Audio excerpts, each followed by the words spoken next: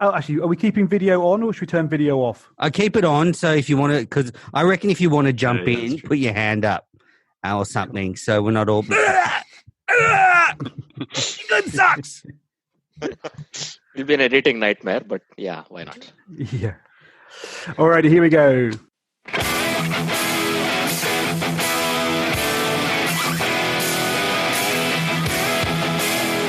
Hello and welcome to the return of the Cricket Megapod. Some said it could never happen again, and many said it never should be done again. But after our 2019 Cricket World Cup episode, where we had 7 different podcasts from all over the globe come together, we are back. It's taken a global pandemic to give us the motivation to get off our asses and organise it, but here, for your listening pleasure, we have just over an hour of insightful cricket chat, some delightful witty banter, and just the right amount of nationalistic abuse. My name is Ollie Matthews, and with me today we have a panel of high-quality cricketing podcasters made up of Andy Ryan from Reverse Swept Radio, Menners and Paul from the excellent Australian Cricket Unfiltered show, Jonathan and Zach from the Wrong End of the Stick podcast, Arjit from Armchair Cricket, and Boise from All About the Balls. Guys, without talking all over each other and playing nicely, how the devil are we all? Well, someone talk, for God's sake. Otherwise. I'll start off alphabetically, Arjit. So, yeah, things are looking up, I think. At least we are not in the Netherlands. It's a I think they call it an intelligent lockdown. So it looks good for now. People are following the rules and no rioting on the streets yet. And I have some great news. In fact, toilet paper is back on the shelves. So yeah, not a lot to complain, right? I think they tried an intelligent lockdown here in England and it went horribly wrong. So now it's an unintelligent lockdown. Now look, I miss cricket. I miss cricket. It's one thing to be stuck at home, but it's another thing to be stuck at home with no sport. I mean, it just makes the time drag and drag and drag. So I'm glad we could all get together and talk some, bad cricket opinions together to cheer me up. Indeed. Have you been watching any highlights, Menners? No, not yet. It's too painful to watch highlights at the moment. I'm playing video games instead, just playing Ashes cricket and trying to win the T20 World Cup because I'm not sure we're actually going to get a chance to win it on home soil. How does that work? How does playing Ashes cricket help you win the T20 World Cup? Or is that the name of the game? Ashes cricket. Oh, that's right. That's how much I know about cricket games. I'm sorry. It's actually, I'm surprisingly really enjoying this game. Desperate to see some bat and ball. Are you not a Don Bradman cricket guy? I don't think. Do we still have Don Bradman cricket? Don Bradman cricket, it's lovely, really lovely. It's where, they put a lot of effort into the fielding on Don Bradman cricket. You don't get the sort of fun, do you ever play Brian Lara where you got the run outs every ball? Yeah, Don Bradman, they really moved it on. That was total lunacy. Brian Lara, absolute carnage. Absolute carnage. Jonathan, how about you, man? How you doing? I'm good. I'm surviving lockdown with no cricket. I'm genuinely wishing I'd bought a different house that had a long garden so I could set up some form of cricket net in my back garden. That's to be honest, that's my biggest regret right now, is that I didn't do that like 4 years ago when I bought this house. So that was a massive error. A friend of mine did actually build a cricket net in his garden. He hadn't yet finished building his kitchen, and he had built a cricket net in his garden. So, to be honest, I want to move in with him and just, to get my fix at this point. But, I'm glad to see Sky Sports are showing the entirety on Easter Sunday. They're going to be showing the entirety of the Cricket World Cup final. So that's going to at least alleviate some of the cricket, longing for cricket that I've been wanting. So that's going to be nice if you're an English. Well, for any English fans anyway. For the rest of you out there, probably not. I doubt the Kiwis will be tuning in. And look, and that without wanting to jump ahead too far, when we were trying to get this show prepped, Menners piled in with a load of suggestions for topics to talk about. And one of them was, there was a lot of pommy bashing in there, which was just inappropriate. And B, what was one of your questions? Are England the least deserving 50 over world champs ever. So I'm just going to let that hang there and go, right. It's no argument. I mean, it's no argument. Has anyone in the past tied the World Cup final and been given the cup on countback? I mean, they're not least deserving in a sense that they were the best team over 4 years leading up to it, but they're least deserving in the fact that it was probably, the most hollow victory in 50 over World Cup history. Probably India 83, just to make 1.3 billion enemies. They were probably the least. Yeah, fair enough. They scraped into the final. They were no good, and then one good 45-minute period, and they won it. They were probably the least deserving. It was still on the field. There were no ties. It was a result in the game. That's exactly right. I agree with Arjit there. I think that England still are ahead on this curve. I'm going to be very unpatriotic and say I'd have very happily shared it. Who doesn't want to make Kane Williamson smile? I mean, he's a lovely man. Exactly. Well, if you look, counterculture that in Australia now, that a lot of Australians like New Zealand to lose because they are too nice. I think Brad Haddon started it, and there's this feeling of, they really get a bit of schadenfreude about Kane Williamson crying. Oh God! I mean, if that had been Australia, though, the reactions would have been so completely polar opposite to the New Zealand reaction, wouldn't it? That would. I mean, we would still be talking about that now, wouldn't we? Really? And Warner would have burnt Lords down. So, as if Warner could do anything more to be that most hated man. The other thing is Australia would have won the Super Over. That's the other thing. Yes, well, we wouldn't. Probably. Mitchell Starc would have won it. Yeah. That's a point to concede right there. I can think of a better way that I would have wanted to beat Australia than on count back to boundary. Yes. That would have been the perfect way to beat them. I would have loved it. Seeing Tim Payne cry, Dave Warner struggled to count back those fingers.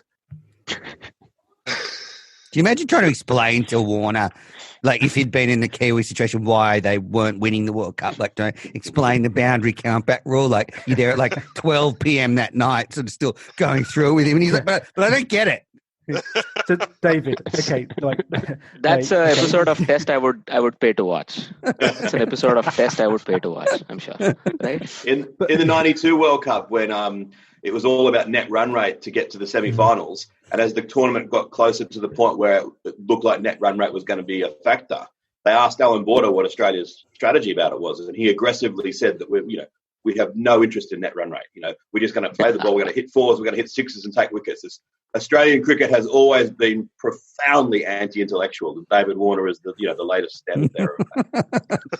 The World Cup final was such a terrible game to watch with anyone new to cricket. So I was watching it with a few family members who were trying to get into it. And you were like, "Oh, don't worry, this game's quite simple actually when you get into it." And then you start getting into boundary countback and stuff, and they give up. I mean, there's nothing to work from with that. And the overthrow law as well. Oh God, yeah.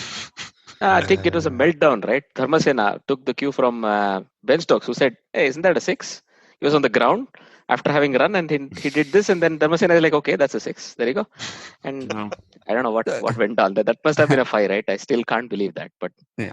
Anyway, Ollie, so far there hasn't been much argument about my assertion that England are the least deserving 50 over world champs. So I'll be honest. You started by conceding that they were the best team in the world at that point, which for the 4 years previous. 4 years of being the best in the world. What more do you want than that? True. I mean, that's literally the most deserving champions. Literally. Well, not really, because you usually have to win the tournament. Like, I know you guys like your World Cup football. Like, they don't give England the World Cup every 4 years because they've got the Premier League, do they? They just yeah. There was that, wasn't there? There was.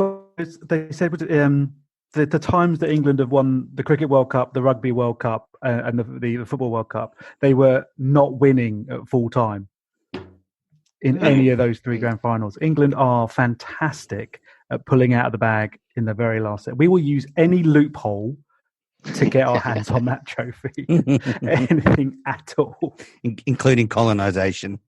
I was going to say, that was the basis of every strategy. Well, I mean, to be fair, Ben, they basically created all 3 sports. That's why they were able to. I do have to give them that, don't I?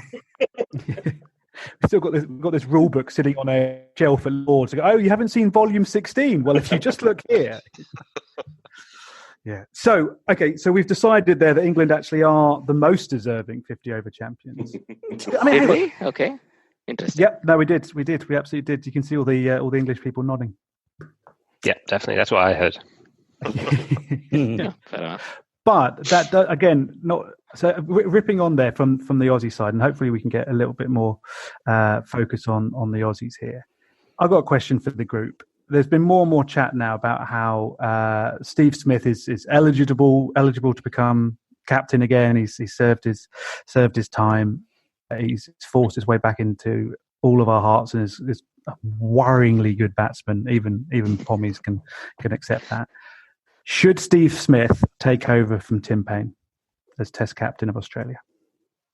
No, and there's no way that he will in the short term. I think that Tim Paine will be captain for kind of at least the next year or two, unless something dramatic happens.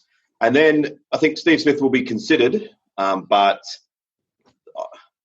it depends how long Tim Paine goes. If Tim Paine goes for two more years, by which time someone like Marnus Labuschagne is ensconced as the sort of deputy, or the next in waiting, that Tim Smith's opportunity may then pass him by. I think there'd be a lot of Australians would be quite happy for him to never captain again.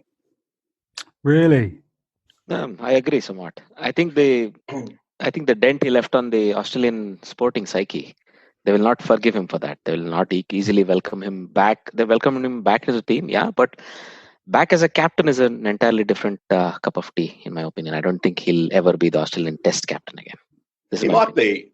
If he does, I think people will accept it. But I think that in addition to what he did in terms of allowing the ball tampering to occur under his watch is one thing.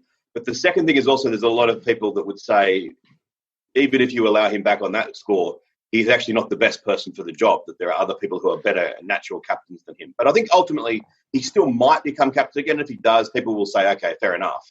But I think at the moment, if you ask most Australians, you probably get more who would say, no, we'd prefer him to not either on moral grounds or let's just let him focus on batting. See, I quite like him to come back as captain, just for the sheer controversy of it. I think it adds to the drama of it. It will add to that rivalry of it. It will make England hate Australia even more than we already do. And I think that just adds to the extra flavour of the Ashes. And yeah, so bring it on. Bring him back, and let's have more booing and all the rest of it. And I just love the drama of it. So yeah, bring it on. He certainly wants to, I think. Yeah, it's got quite a nice redemption sort of arc to it, isn't it? He's had his downfall, he's come back. I mean, even by the end of last summer, pretty much all the English fans had given up on the booing. You were just watching this like once in a generation batsman, and it all just seemed a bit pointless booing by the end of it. But I just wonder whether more teams might not think, as you sometimes think it with England as well. Do you actually really want your best batsman having that? If someone else can do a half-decent job of captaining and take the pressure off, why not let them crack on?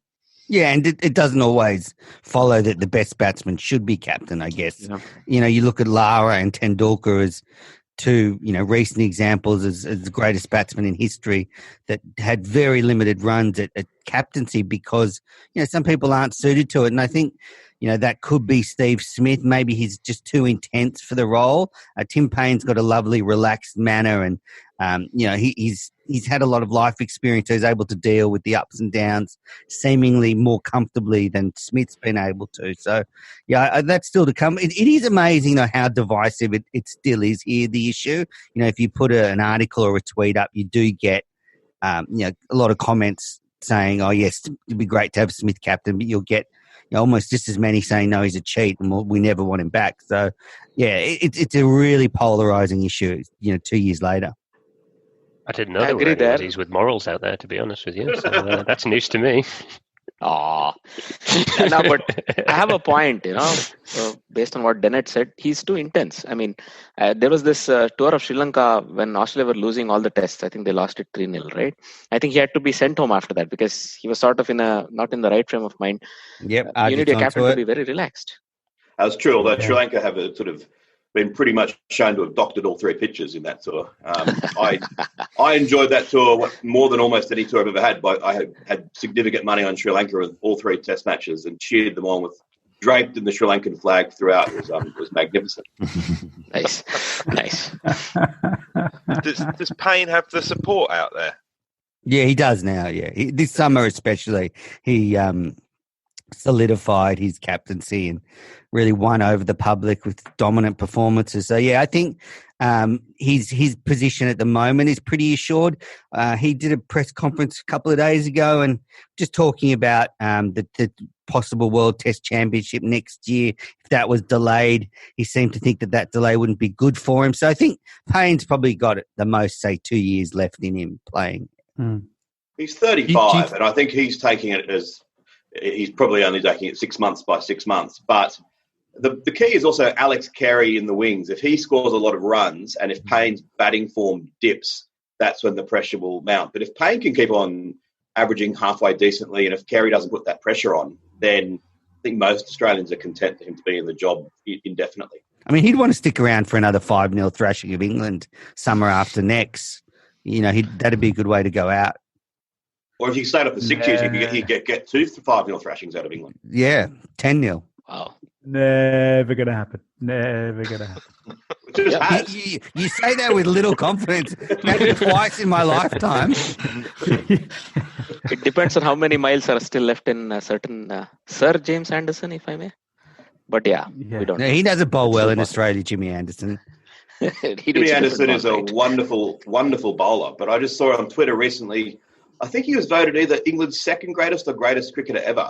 And I can never understand that. Anderson is very good, but he is, he's got a bowling average of, 27, 26? He's not in the top 10 English cricketers ever. No, he's not in the top 10 English cricketers ever. That's he's taken the most wickets. I mean, the aggregate is not the main thing. It's all about average, and his average is okay. He's not even in the top 10 cricket podcasters. That though might be true. Zach's joined us as well from the wrong end of the stick. Zach, can you please get in here and defend Jimmy Anderson a little bit? Why? What's wrong with him? What's he done now? Getting a lot of abuse here.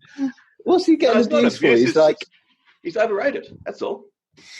He's England's highest ever wicket taker, and for a while, Alex Stewart was England's most prolific run scorer. Zach looks like he hasn't seen sunlight for about a year. He's English. What do you expect? I'm doing this off the phone, so I'm just trying to lean it on the laptop, so it's. Mate, you look fantastic. You're doing a pretty good job. Speaking of Tim Payne, and this might divide. Trying to host this. Someone trying to host this show. Like a mess. Moderated. Good luck, mate. Absolutely ridiculous. Speaking of Tim Payne, and this might divide opinion more than the actual cricket itself. But has everyone here seen the Amazon Prime test documentary series? Yes. Not all of it. Not all of it. Yeah. Not yet, no.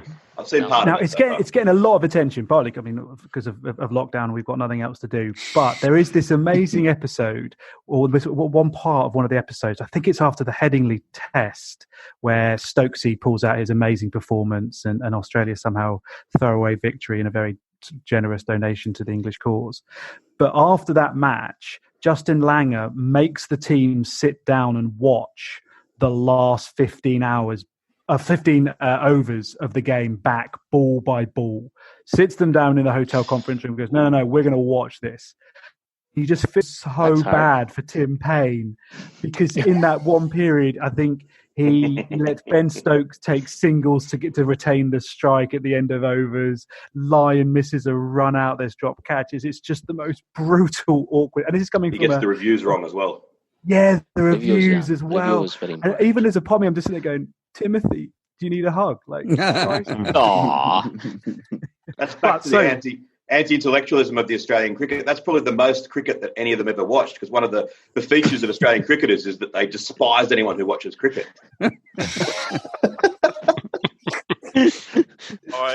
The only two people who like cricket are Marnus and Steve Smith. That's it. I think so, yeah. That's why they get on so well. They're quite obsessed, yeah. It comes like across. A Love Island episode in the middle of the documentary. It's really uncomfortable. Wow. I hated how that program actually made me feel sorry for the Australian team at one. It was just sickening. Yeah, that's how I feel about coronavirus and the English. There's no cost to ever pity an Australian cricket team. This is something we all have to remember, right? They always come back hard. At least when they're on top, they don't show any magnanimity. They don't deserve any pity when they're down, right? But they didn't come back hard, did they? They threw away the 5th test and failed to win the series. Yeah. So they didn't learn the lessons. Didn't learn the lessons at all. Celebrated a draw like it was a victory. Exactly. Tim Payne's still yet to win an Ashes series. Can we go back to the 50 over World Cup? Can we go back to the 50 over World Cup discussion there about that? Celebrating a draw like a victory, Ian? Nicely. Oh, God. You had it coming. A win's a win, mate. Win's a win, mate. Can I propose something? That it's been the last time we had a draw in an Ashes series was 1972. And so this time, none of us are kind of familiar with what to say about it. The number of times Australians have said, "Oh, we won the Ashes." No, you didn't. You retained the Ashes. And I get that. But can we just say, as both countries, to stop that tedious conversation going forward, can we agree that no matter who holds the Ashes in future, we can just say, you won the Ashes to make it easy on the lingo, whether it's England or Australia? I agree. Yeah, I disagree. Nice try. I would like to hear this when the shoe is on the other foot. When England retain an Ashes and walk away up the hemisphere, I would like to hear this. So chronically biased, I can't imagine that. Exactly. England don't retain shit. England either win it or get absolutely spanked.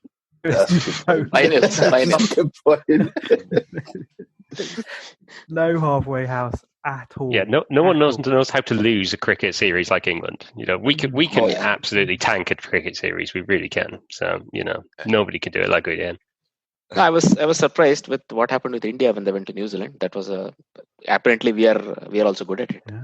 You can win very well, but you can give it away like, oh, here you go. I'm sorry, but one time doesn't make you masters at this. We've had years and years of practicing this. You don't get one series and then to start taking that title from us. That's just not on. All right. Now, coming back to the Tim Payne debate, Tim Payne is, I think, the first captain in a while to take the Ashes back home, retain it back home after an England series, right? Since Steve Waugh. What a name. I mean, what a list to be on, right? If he can retire tomorrow, he'll retire happy, won't he? I think so, yeah. He seems a pretty content chap at the moment. Well, he's the luckiest cricketer in Australian history, and not to say he doesn't deserve it, but it wasn't that long ago that he had broken his finger twice, it wasn't healing, and he was just looking to get a normal job. And then when he gave cricket one last chance, the best he could have hoped for was to get a regular job as the Tasmanian wicketkeeper, which didn't even look likely. So I've said it before, if you predicted 3 years ago or 4 years ago that one day Tim Payne would be the Australian Test captain, it would be like saying, that one day Leighton Orient will win the treble. It doesn't make any sense. Was he the obvious? At the time, was there really no one else? I'm just trying to think back to it, but I know a lot of other people were kind of tarnished by the scandal. Was he really no kind of only go-to? Yeah. But for him to even be in that position, that I think when England were out here for the Ashes, not this last time, but the time before, what was it? Maybe it was the last time, but Payne was playing for an Australian 11, and that was seen as, oh, well, he's the next in line for the job as Australian wicketkeeper. And then they sacked the incumbent. It was 2016. They sacked the incumbent unexpectedly, and then Payne was in the side. And then, when it all went down in Cape Town, they realised he is the only one really that could do the job. But what were the odds of all of that happening? It was millions. Astronomical, yeah. Clean image, and this calm head on the shoulders. I think that was what was required. They picked the right guy there. Oh yeah, they did. Yeah. Kudos to whoever came up with that. I think Trevor Horns or whoever did. Right. We sometimes talk about Peter Neville, who was the New South Wales captain, who was the incumbent wicketkeeper when they sacked him a few years back and brought in Wade for a while, and he was doing nothing wrong. Had he stayed on, and he could easily have stayed on, he's very, very similar in standards to Tim Payne. He's probably just a bit of a better batsman than Payne. Had he stayed on, he also had that calm head. He would now be the Australian captain, and worldwide famous as it is. Peter Neville could walk down the street in Sydney and no one would know. It wasn't the theory that they dropped Neville because he was just not too nice. Wasn't that the idea that they preferred Wade because Wade was a bit more in your face? Yeah, that's right. Yeah. He wasn't chatty enough, I think. There's a fear that Neville was deep down a New Zealander.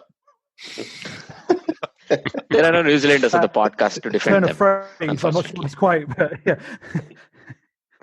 It was a remarkably stupid decision that he was one of the guys that was bringing some class to the Australian side. He was keeping beautifully, and they brought Wade in, who's a nice enough sort of guy, I think, in isolation, but they brought him in and said, mate, just go crazy because we've been too nice, so sledge to your heart's content. And that was, when the path diverged and we went down a very bad route.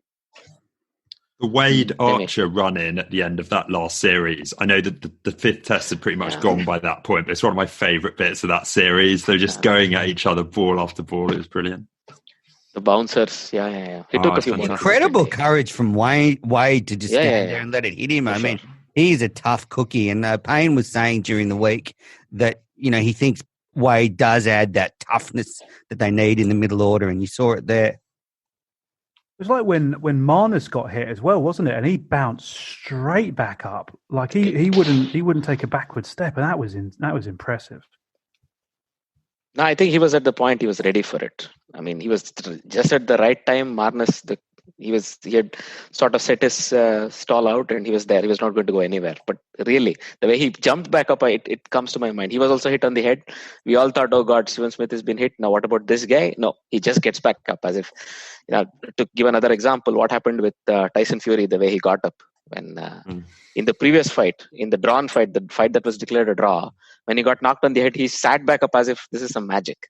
That's what came back to me when this guy just stood up like that. I'm fine. No need for the physio, whatever. So that was good. That was very nice to see. This came across as a bit mental, though, didn't he? Yeah, he does. He is a bit mental. Yeah, bit of a stalker. Did you see? There was a clip recently. I think they put out I think it was where they pranked Marnus. They're doing a little interview with him and a couple of the others and go like, who are your favourite cricketers ever? And Marnus, I think, said Jacques Kallis. I think it was Jacques Kallis, he said. And then they got Justin Langer to take him to one side and say, look, mate, you can't keep saying South Africans. When you get this is going to go out. Like, this is going to be global. Twitter's a big thing. Like, the other guys aren't going to like it, mate. And he's like, oh, well, what should I say? Just say Steve Smith. Everyone will believe that. Marnus looks like he's a little schoolboy that's just been told off or something. I was like, I'm really sorry. You can't really blame him, right? He remembers where his roots are. Come on. Well, exactly. So here's a question without notice. Actually, it's something that we've been sort of playing with for a while on the show. Is if you could change one rule about cricket, what would it be? This is Paul's dream segment, so I reckon he could. If you could change 25 rules about cricket, just one rule. I'd have a minimum bowling speed in T20. If the ball didn't get to a certain speed, it's a no ball. Get rid of all the slow off speed. Fast bowling all the time. Well, it doesn't have to be fast, but I just don't like dibbly-dobbly, like Darren Lehman, Jaya Surya sort of stuff that's hard to get away, and it's not good for as a spectacle. That's, I've often said eventually they'll get to the point with T20, they'll just bring a cannon out and cannon the ball 120 times into the fence, and it'll be 720 plays 720, and then they can have a super over, and that'd be great. But so I'm not going that far, but just cut out the slow stuff. I think I would say it should be the other way around. Somebody who crosses 125 is not allowed. KPH. It should be below that. That's when it'll get interesting. The ball will never arrive. Fair enough. Who else? One rule. No. Remove the two bouncers rule. You can bowl how many ever bouncers you want. But only under 125 though. Yeah, it's all. It's fine. It's fine too. You just want diet of long hops. I think I need to understand the rules before I can think about changing them completely, to be honest with you. There's loads of funky rules in there. I don't know. Well, look, here's one. What do people think of mankadding? I like it's in the rule book. It's in the rule book. It should be allowed to be I'm fine with it. Yeah, I'm fine with it, and I'm fine with people who wouldn't want to do it either. I think it's I think it would be good to try to take the stigma out of it. I don't get this obsession, right? For a gentleman's game. I don't think it should be an obsession. I think if people are kind of out of their crease when they shouldn't be before the ball is delivered, then punish them for that, because that's just as ungentlemanly as mankadding. So, in my opinion, if you've got an opportunity to do it, but I think you should warn the batsman. I think that is part of the spirit of the game. So I think if you say to the batsman, look, if you don't stay in your crease, mate, I'm going to, stay in your crease. And then they carry on doing it, then fair play. I think it's fine. I don't think there should be too much stigma around it. So, that's my opinion. The warning, though, you could probably make the argument then that means that the first time a bowler bowls a no ball, he should get a warning as well. I wouldn't mind that, but look, that's a different thing. The line is there for a reason, and it's a longer discussion. I would say you should forget the front foot no ball at all, but that's going back to the 70s, but I would like it that way. But when it comes to having a no ball... Can you just keep getting closer and closer as you want? I think he's advocating the back foot no ball. Pretty much. I want if you catch a 6 in an international T20, you get to keep the ball. Good call. And they have like a standardized T20 ball. So it's a bit like baseball, because I think if you're a kid and you go to a T20 game and you catch a 6 and you get to go home with the ball, chances are you're going to love cricket for a very long time. I reckon just keep the new ball the whole game. I would not be catching a 6 in I don't know about a 12-year-old kid catching. You're not catching anything. Mate, listen. I was going to say, Zach, you can't catch a dolly right in the field. So, you're catching a 6 in the crowd after you've had a few beers. It's just not happening there. I'm sorry. You're catching a ball, and it's going up to second tier, and you're like a 12-year-old. That you try and catch that ball, you're going to break your fingers. So, all right, keep the ball if you can do that. But no one's catching that kind of ball up there. Ridiculous. Obvious joke here that I'm going to leave. Yeah. Pretty much. It came to me as well. Catching whatever. I mean, not in this climate, probably. So here's one from a few years back. You used to be able to hit the ball twice, like 400-500 years ago, like 16th century, 17th century cricket. And if you hit the ball in the air, you thought you were going to get caught. You would just run towards the fielder and basically brain them with the bat. So I think bringing that back to maybe T20s would liven things up a little bit. Warner would be the best batsman in the world. Pretty much. No, but I did worry for the people who are creating the 100, because they're going to listen to this and think that's a really good idea, aren't they? And that's going to be the next thing. Look, it would work when all the fielders were your slaves and you didn't have to answer to anyone. In the modern day, probably it will not work. But why not? Then what does the fielder get to do? Does he get to anticipate and brain you in return? Or let's be honest. A protective helmet? The BCCI will try and legislate for Kohli to be able to do that pretty soon. This I can imagine. Yeah, I see this coming. Yeah. Look, even with that, RCB is not going to win the IPL. Even if they legislate for it. I don't think the IPL should go ahead this year. I think that's a good point. The Indians are going to have to pull the plug on it, because if they try and go ahead with it, it's going to completely mess up the international cricket that they've got to catch up on. So, I don't think we'll see an IPL this year. I just can't. That would be otherwise, what's going to happen to the Test Championship? What's going to happen to the 2 T20 World Cup scheduled in the next 18 months? There's just no way of fitting it in. So it's going to be a huge hole in the BCCI's finances. They say it's going to cost them about $1 billion flat, right? But still, yes, $1 billion flat. That's what an IPL season is worth, apparently. But the point is, it's been dead in the water for 2 weeks now. I wonder what Saurav Ganguly, the chairman of BCCI, keeps telling the stakeholders. It's been dead in the water. Anybody who follows the sport, guys, they cancelled Wimbledon. It's in June. What are we talking about here? And if you want another window sometime in September, October, forget that. That's not going to happen, right? It's over. And I don't know why they don't announce it and say, guys, that's it. We can't do IPL this year. Maybe they're thinking of doing what the National Rugby League is in Australia, of going to an island and putting all 16 teams on an island with the referees, and they just live there like some sort of weird Big Brother, and playing the entire competition like that. They could do that on one of the islands off India for the IPL. It's possible. The Andaman is far enough, but the problem is it's closer to Indonesia and towards Southeast Asia, probably. Given the climate, it's not a good idea. But, you can always debate that.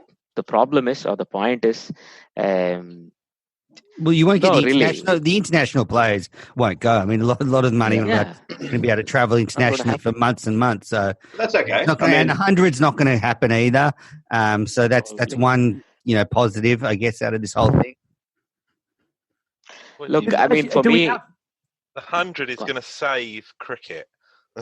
Right. Does anyone in favour of the 100? Yep, I actually am. Yeah, I think it's a good idea. Really? It's a great idea. It's a great idea for English cricket. It's the best thing that could happen to English cricket in a long time. And both Menas and I were massive cynics about the Big Bash. If England cricket and Test cricket and county championships cricket wants to thrive, they need a city-based, franchise-based T20 or 100, whatever it is. They need a tournament. And the counties need to back down and they need to rip the blast away and go whole hog with this. The counties are too powerful. It's in the best interest of English cricket for the next 50 years for them to get something sexy and fun and make cricket have a chance to stop its terminal decline in that country. Sexy. Have you seen the kits, mate? Yeah. But it's aimed at 8-year-olds. That's the thing. For 8-year-olds, it looks cool. Yeah. And the families. I mean, think how much smarter the organisers of the 100 were.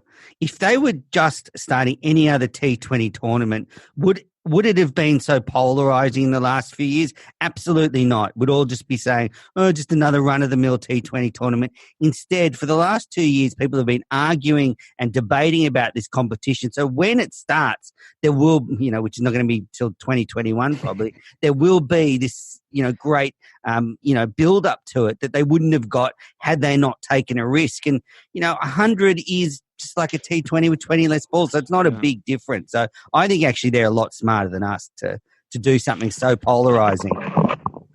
I'm just not sure there's this kind of army of fans that they think they can get to that they haven't got to with the T20 Blast. I mean, if you think of it from like a London perspective, I mean, Lords and the Oval pretty much sell out for all the 2020 Blast games. And I mean, I'm really not actually that anti the 100. I'll go along when it happens. I'll give it a chance. I just don't know if the ECB are right that there's this army of potential fans who have been waiting for this, who are suddenly going to come to this. I think the opposite. I don't think there's this army of people that are waiting to go and support, county cricket. And, I think this is about new fans. This is about creating a new audience. So, yeah. I just don't know if they exist either. Well, that's maybe they do. You make them, don't you? That's why they're starting. There was a parallel in Australia because before the Big Bash, we had a state-based equivalent, and it was going fine. It was going. They were getting some very decent crowds to some of the games, and I was one of them saying, "Well, why do we need to change this?" That's where I think that they need to bite the bullet. And even though the Blast is going well, I can't see how you can have two going at once. I think they should really focus everything on the day I got converted was one of the first the Big Bash games I went to at the SCG, and I was sitting there enjoying it, and then they're playing music like psychopaths, and the ground announcer said, "Who wants to dance? Let's get up and dance." I thought, "Oh God, I'm not going to dance." And suddenly the entire crowd got up and danced, and I realised that there was just 90% of people were kids and teenagers there, and they were just having fun, and they were mums and dads, and I realised, that's what this is about. It's about the next generation. It doesn't matter that I was a New South Wales fan and my team has been ripped away. It's kind of been, it needs a bit of Americanization, a bit of cynical marketing, and you bring in that next generation. They don't care if the players are wearing crisp packets. They just want to have a bit of fun. And then, I look at the audience of the Big Bash and I think, wow, this is magnificent. If England can replicate that, it can only be to their good. I agree. So purely from a survival perspective for cricket in England, it would make a lot of sense to decentralize the control. I think each of those boards have a lot of power there. They have a lot of say in how cricket is run in England, right? But also, I think one is the shameful promotion of what they're doing. But the other thing I think is they're trying to change something with the rules. I always found some of the rules with cricket a bit strange. Why 6 balls in an over? Why not 5? Why 120 balls? Why not 100? So this is again one of those experiments that might pay out in the future. Exactly. No, it might pay out in the future. Like we were all, I don't know, if 2003 I felt, what is this T20? It's too short. What are we doing with this? But today we have it, and it's a very lucrative format that every country wants a piece of, right? So this might be another way for cricket to move forward. I mean, I would completely write it off. I would like to at least see one season of how it pans out. apart from what happens to cricket in England, but how it just pans out and how the other cricketing bodies around the world and fans around the world would take it. I think that's going to be the thing, though, isn't it? That actually, kind of like to what it almost like you need to pick one or the other, because trying to do both the blast and the 100 at the same time, they don't feel like they actually align in terms of the different stakeholders trying to succeed in their own little space. Like they are contradictory to each other in some ways, because they're not because blast is counties, 100 isn't going to be that, so that they don't feel aligned. So actually you kind of need to either pause one and do the other, or just stop the blast altogether and give the 100 to go. Exactly. I agree. Stop the blast.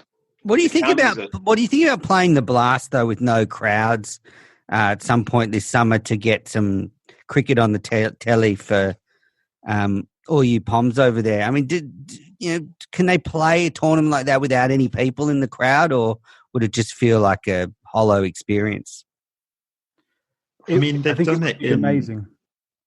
They've done it, haven't they, in like Italy and Syria? I had a couple of games in the foot with it, and it's super weird. But I mean, I guess if we're really in this sort of isolation for the long haul, I think getting any live sport going would mean so much to people. I mean, getting anything on, and what it would do for cricket if we were one of the only sports that kind of got it together and actually got it live, it'd be huge.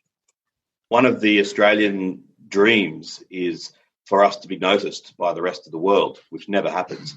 And it's a special dream of everyone in Melbourne. And Menners and I aren't from Melbourne, but people from Melbourne wake up each morning thinking maybe today is the day that the world will notice that Australian rules football is the greatest thing that humanity's ever created. And for about one weekend before Australia had closed down sport, Australian rules football was being shown prominently on American TV because there was nothing else to show. And all these Americans were saying, what's this crazy game? And everyone in Melbourne thinks that's the greatest thing that's ever happened to them. They still look back to that thing that 2 weeks ago and think, America noticed this. It was so wonderful. So, yeah, if people could do the same thing, that'd be pretty cool. The funny thing is, though, like you're saying there, that the NRL in Australia, it's got a slightly more sort of, tropical luxury feel to it, where they're going to take over a holiday camping in tropical Queensland, whereas opposed to the 100, which takes over a small village just outside Ipswich in Norfolk or something like that. The thing with the NRL is that they're all famous for getting drunk and committing all sorts of atrocities at the drop of a hat. If there are 200 players on an island, there could be some sort of Chernobyl. Leave the cameras on. Leave the cameras on. Is that what you're telling us? 200 guys on a high-protein diet, all locked in the same space. Leave the cameras on. Leave the cameras on. Then. Pretty much. What is it? Block H? Block A? There was Cell Block H, whatever. There used to be a series in Australia, right? Back we call it Prisoner Avenue. I think it's Cell Block H in England. All right. So that one, it would be the new version of that. Yeah. Married to the Love Island concept, right? It's on an island. So anyway. No, but I watched a couple of those games where that were televised and they were played in empty stadiums. It did not seem to have the same zeal. The players, at least, the celebrations were not over the top. And maybe it's about the nitty-gritty then, right? Maybe it becomes a little toned down and we lose a bit of the flavor from the real thing. Yeah, I went to the game in the SCG between Australia and New Zealand. That was a lockout. And that was a very strange experience, seeing an international cricket match with absolutely no one there. I think that would be very strange. I know, Owen Morgan said this week he's played a lot of cricket without crowds, even in the UAE or county cricket. But even even in a county cricket, if you get 50 people, that gives an atmosphere, clapping boundaries. I was surprised that at that international game with absolutely no one there, it's very hollow, I've been, plenty of domestic cricket with just a handful of people, but I can't see it going ahead without a crowd. Do you reckon they would do it for the TV? They'd put on, on comedies, they put on canned laughter. Do you think they put on canned applause for a boundary, and the crowd goes wild as somebody hits a six? Might be the way forward if you're. It was really weird, wasn't it? In that Australia-New Zealand game when the players had to go and try and find the ball in the stands as well if someone hit a six. So that was proper like schoolboy stuff. Well, I had one of the stands to myself. Got out. I was just like, I'm going to enjoy this. So went out and sat in the stand by myself. And then Adam Zampa just walked in and sat in the stand next to me. And I'm like, when do you get one of the players in the 11 coming and sitting in the stands during a game? It was just incredible. There were times in the 70s where players were able to do that, right? During the match, if you've just been dismissed, you go sit with the crowd. I think Derek Randall did it sometime. Yeah, have a beer or three, have a few words, exchange frank opinions. But these days, it's nearly impossible. Occasionally take a bat in there and try and assault a fan as well. But somebody calls you a potato, you do that. Yeah, it can happen. Yeah.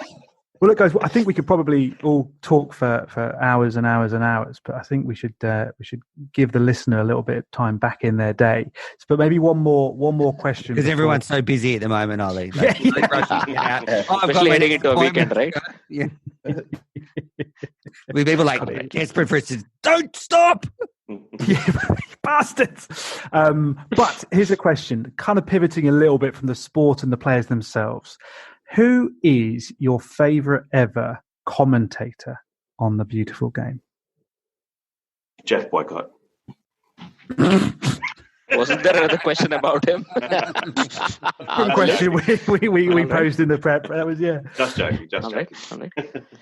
Actually, speaking of Boycott, I don't know if you guys. I think it was during the last Ashes series. It might have been the year before. But on Sky over here, we've shown the cricket. They do one of those segments sort of during their lunch break, and they were talking about. I think the question was, how do you bat for a long, long time? Like how, all about sort of that mental concentration and switching on and switching off and all that kind of stuff. And they had, I think they had Michael Vaughan, Jeff Boycott and someone else there. And the question was, like, how do you bat for just hours and hours? And Boycott just took over the segment, wouldn't shut up, but didn't ask the question at all. He's like, it's all about technique. You got to get your left elbow. And he's like, that's not, what question are you answering, Jeffrey? You could just see the other, like, Vaughan just looking at the producer going, are we still on air? Like, Who's that old commentator? I think he's from Yorkshire or something. He's always well funny and always just David Lloyd. No. Is it Lancashire? He's Lancashire, yeah. Is that Bumble? Fred Truman, you mean? Back in the day, Fred Truman. Bumble. Yeah. He's well funny. He always makes me laugh. I like my all-time favourite. I think is Bill Laurie. I don't know if you Poms will remember him, but the pigeon lover. Classic. And I just think as well, when I just think he was a big influence as well. The way he'd get so excited about the game and really talk it up. I would say Bill Laurie. All right, Got him. Yeah, it's gone. Tell your story, walking pal. Mike Gadding's gone. Last ball of the day. Yeah, and that was a no ball. It's been reversed on review. For me, if it's on radio, it's probably going to be Jonathan Agnew. But if it's on TV, it's a tough one for me. It's either going to be Richie Benaud or Harsha Bhogle. Funny, Jonathan Liu said the same thing about Jonathan Agnew as well. It's fantastic. The way he builds up, in he comes. Fair hair flapping. That's it perfectly sets it up if you're on the radio, listening it on the radio for me. But on the TV, it's the understated way both of these people talk, Richie Benaud as well as Harsha Bhogle. You don't have to tell everything that's going on. You don't have to add any amazing adjectives. It's very understated. I really love that. There is something about cricket commentators, I think on both TV and radio, but they do allow, like the producers do allow a certain level of crazy from the commentators. Like you got Henry Blofeld, who used to talk about double-decker buses coming down the street outside Lords and things like that, and Bill Laurie a little bit nuts. There's some proper crazy ones. Yeah, it's alcoholics as well. yeah, that too. John Danny Allen Morrison, take a that's what I was thinking. claret into almost every session. 5 or 6 I bottles. think 4 bottles or something. 4 bottles. Yeah, Yeah. you have a little suitcase full of them, like a little briefcase full of claret, Pretty didn't much. he? The same tactic much. Zach's got going in this podcast, I think. That's the urban legend. Yeah. I'm not going to be able to bring a lot to the table. I'm just quite happy listening to you all. It's quite interesting. Just made my point. Getting schooled up. Or what about reversing this around? Does anyone else get really, really frustrated with the poor commentators? Yes, like the proper ones who are almost just there as a host rather than actually someone who knows what they're talking about. Just before poor, I just a shout out for Dan Norcross for radio commentary, and I think he's insanely good, but I think he's also just an amazing story. I mean, the guy started Test Match Sofa, got it going, and the BBC hated Test Match Sofa. I mean, they kind of waged a sort of campaign against it, and Dan Norcross was so good that they brought him on board. He did the sort of hard yards, did crap county middle of nowhere games, and he ended up on Test Match Special, and I think that's a properly nice story of someone who did it his own way and got there, and it's really good. He's as good as any of them. Good call, yeah. Well, to contrast that in terms of the ones that annoy, I find ex-players who are there simply because they are ex-players and bring nothing to it from a fan perspective or just a sheer journalistic talent perspective. So someone like Mike Hussey, who wonderful cricketer, and if he's talking about batting and his own career and technique, he's actually quite interesting. But what I object to then is when he's talking about the game, he has spent his whole life playing cricket. He's never actually watched it on TV. So he comes up with all these breathless insights that he thinks he's got, but that us tragics who watch it all day in, day out, it's actually tired things that we've heard 1,000 times before.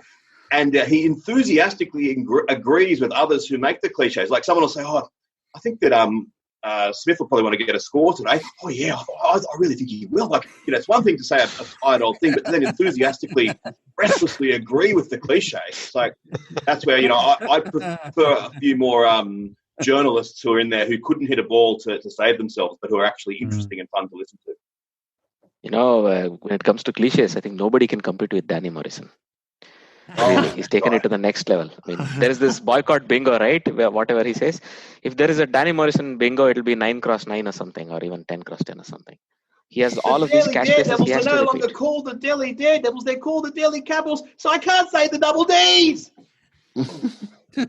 You could say if you're doing something else, not if you're watching IPL, but yeah, sure. Yeah. Somebody had to say it, right? I agree with you. I can't stand him. Good bowler, though. Good bowler. He was a great bowler before, unfortunately, spoiled his reputation a bit, I think. I don't know.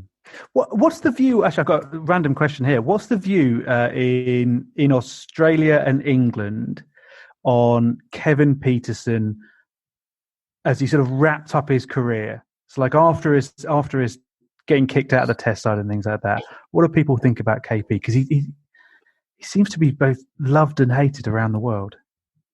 No one loves him, do they?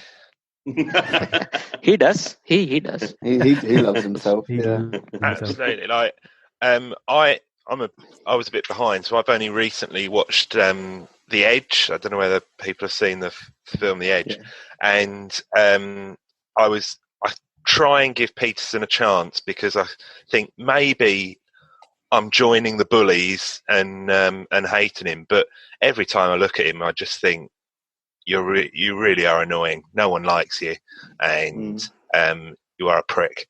Yeah, he's and it's the same with Warner actually. Yeah. I thought that was the thing in the Test. I thought I'm liking the Australians again. I say again, I'm liking the Australians. I hope I'm not going to like Warner, and I didn't, so that was all right. Kevin Peterson has got a very unique aura about him. When he was playing here at the Big Bash, got to interview him a couple of times after the games, and he does have this incredibly large ego that you just can't get in the door, and he's just. I can see why people who played with him found him a very difficult teammate. So I can see there must be something to that stuff that he's a very bad figure for the dressing room. I asked him one question after a Big Bash game, And it was one of the first and only interviews I've ever done. I was in a big media scrum, and I couldn't think of anything to say because I was just so. And I just sort of said, "Oh, there was an upcoming Australian tour of India." I said, "Who do you think the second spinner should be? Should it be on that tour?" And he said, "Are you talking T20?" And I said, "No, the Test match." He said, "Oh, the Test match." And he paused and considered it, and he went, "Oh, I haven't had a chance to consider it. I think it's unfair. I think you're trying to trap me." And it just like he just shut me down. I was like, "This is the first question I was asked." I wanted to go and cry. If I can offer an opinion, I think he has a larger-than-life ego, and that's sometimes good being a sports person. But if you carry it around with you wherever you go, you would end up being what boycott is today. But look, I think that's also necessary to succeed. They talk about the same kind of ego about Jack Scalise in very hushed tones, right? But this guy took it to the next level, I think. But he had a lot of guts. He did a lot of good things for England. It's not easy to play 100 tests for your country or after country, whatever. He deserves the kudos there. Even the Rhinos don't like him, though. I was going to say, I don't know if anyone heard it, but there was a podcast, BBC podcast series about Kevin Peterson and his work with Rhinos and stuff. But there's so much of that is dedicated to his ego that it's actually incredible. It's like 6 podcast series, and a good chunk of each one of them is about his ego, which is it's quite interesting. And he always answers questions about, oh well, people always talk about my ego. I was like, no, Kevin, you're talking about your ego right now. This is the point. This is where that comes from. But, I think that was the thing. I think one of you guys just said it there. It felt like he kind of started his media career whilst he was still playing cricket, and he was just playing that role, but still taking a salary from his Big Bash team and things like that. And I'm like, mate, just be the cricket player, then move on, and then become the media personality kind of thing. Might need to put the tin hat on here, but I thought he was all right when TalkSport were doing the South Africa series in England and South Africa over the winter. I was all ready to think he was terrible and that he was awful, but exactly the opposite of the point about Hussey and the cliches. I mean, I actually thought he was reasonably good on commentary there. So. Yeah, he's opinionated. He's very opinionated, which is good. Terrible voice, very opinionated. Terrible voice. Yeah, terrible voice for such a big guy. Small testicles. I was about to say, something like that. Has he been eating his rhino hair enough? Love it how I bring the conversation down. You right realise there. that knowing his ego, he's probably got some alert that searches the website, the internet for audio about him. He'll probably hear this and come and get you. I won't be losing any sleep over that. Well, look, guys. Sorry, go on, Menace. Well, sorry, I was just going to say he's not opinionated for the sake of being opinionated, is he, Peterson? He is just an opinionated person and just believes absolutely everything he's going to say. Coming back to the commentator thing, I do think Michael Vaughan can be quite good, but then sometimes you feel like he's just putting an opinion across for the sake of being controversial and getting people talking about him. Peterson, you just think he's an idiot, but he genuinely believes it. So it's all right. Yeah. It is sad how his career ended up, though, because at his best, he's possibly, along with Steve Smith and Kohli, the best batsman I've ever seen. It is a pity that they didn't, that he wasn't more tolerable so that he could have had another 3 or 4 years of international cricket. Well, that's the common thing that everyone says, isn't it? And all his teammates all say he was one of the greatest cricketers they've ever seen. And that's not debated. It's just they will probably follow it up with, but an absolute prick. Whatever's the counterpart of a prick. But look, that's why I said it takes a lot of ego to play 100 tests, I'm sure. But his ego probably cost him 30 tests easily in an international. Wouldn't it have been fascinating, though, if he'd actually had that run as Test captain? I always just think, like, what if he'd got a few series? What would that England team have been like? When he took over and went, wouldn't it, if he'd got a couple of years, it would have been so interesting. Yeah, I said that at the time. I really wanted that to happen, for him to just be sort of handed the reins and be like, there you go, you go, you make it what you want, you do it all. it would have been probably complete chaos, but it would have been brilliant to watch. I can give you a parallel. What happened to the Pakistan team of the 80s between Imran and Javed Miandad? You can take a look at what happened there. So basically, the team, there would be a boycott, or there would be some sort of a strife every other week where the players were boycotting, or they were having some sort of a revolt, and rinse, repeat. That's what I would expect would happen if you gave the range to KP for any length of time. But okay, but that would be good as long as you kept the cameras on in the back dressing room, like for the test. That would be fun TV to watch, right? It would be entertaining. That would be amazing to see it eat itself.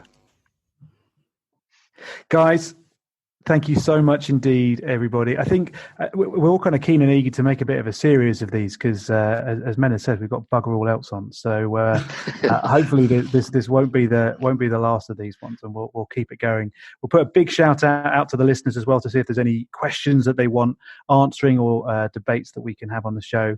But for now, a huge thank you. Go well, everybody. I'm kind of sick and tired of everyone saying stay safe. It's not a zombie apocalypse. But take care of yourselves. Not yet. Not yet. At the time of recording, there are no zombies. Everyone, have a lovely weekend. Go well. Take care. Cheers. Thank you. That was fun. Thank you. Bye-bye. Thank you. We should have said. Cheers. Bye.